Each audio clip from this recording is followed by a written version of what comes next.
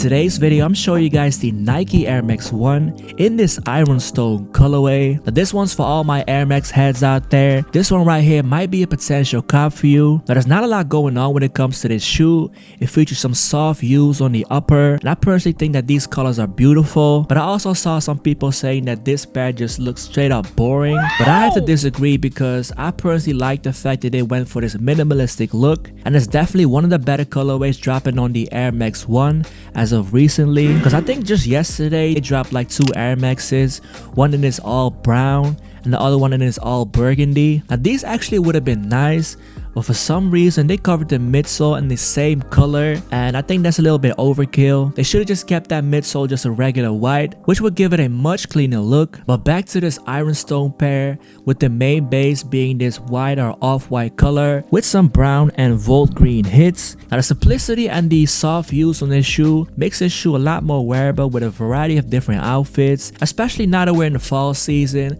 I keep seeing more shoes covered in that brown color, and I think there are also 2 other exciting releases coming out for the Air Max 1, and they also feature some fall type of colors. There's one pair that's named the Duck Pecan pair. That pair also low-key reminds me of the Dusty Olive Dunks that released last year, and then you also have this Honeydew pair that's also releasing, and I think these both are set to release somewhere in December, right before the year ends. And that also leads me to the next question. I need you guys to comment down below, what do you guys think was the sneaker of the year of 2022? Now, of course, when it comes to hype, I think the Jordan 1 Lost and Found definitely takes that one, because I think that was, if not one of the most anticipated releases of this year. Now, I unfortunately couldn't get a pair for retail, but I want to hear from you guys. What do you guys think is the sneaker of the year of 2022? Let me know in the comments down below.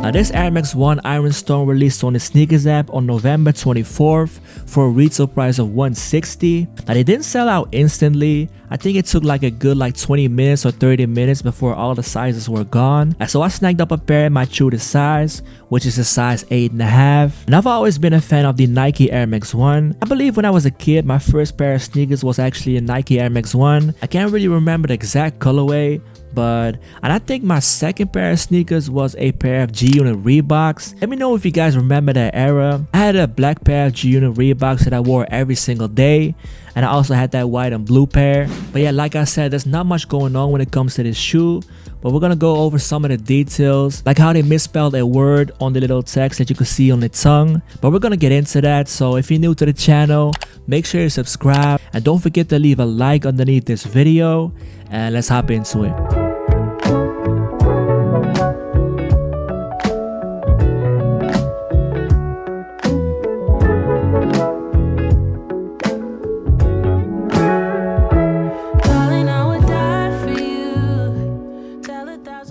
Alright, so this is the box that it comes with. Just a regular red and white Nike box. But I will read you guys the size tag. It says Nike Air Max 1, Sail, Ironstone, white and red tan.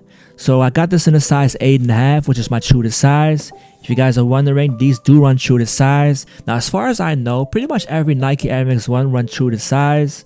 Correct me if I'm wrong, but with this pair it's definitely the same. So just go with your regular true to size and you'll be good. Alright, so here are the shoes. You cannot go wrong with this colorway.